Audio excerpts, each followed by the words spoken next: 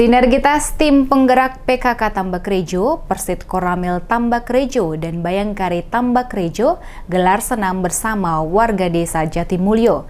Direspon baik oleh Ketua PKK Desa Jatimulyo di Balai Desa Jatimulyo.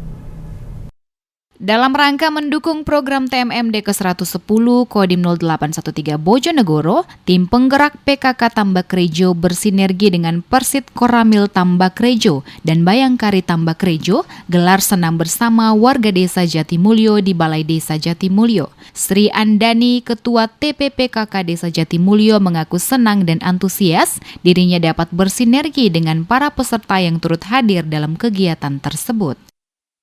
Ini ada acara senam gabungan dalam rangka mendukung program TMMD di Desa Jatimulyo. Dengan gabungan yang terlibat dari Ibu Persit, Ibu Bayangkari, dan Ibu PKK Kecamatan serta PKK Desa Jatimulyo. Sangat senang dan antusias sekali.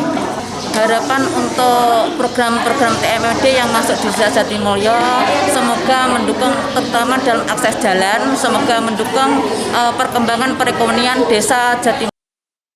Dengan diadakannya senam tersebut, para peserta yang hadir dapat menjalin hubungan yang baik. Sri Andani menambahkan program TMMD ke-110 Kodim 0813 Bojonegoro yang sedang berlangsung di desa tersebut diharapkan dapat mendukung ekonomi di Desa Jatimulyo dan mendukung kegiatan sosial lainnya.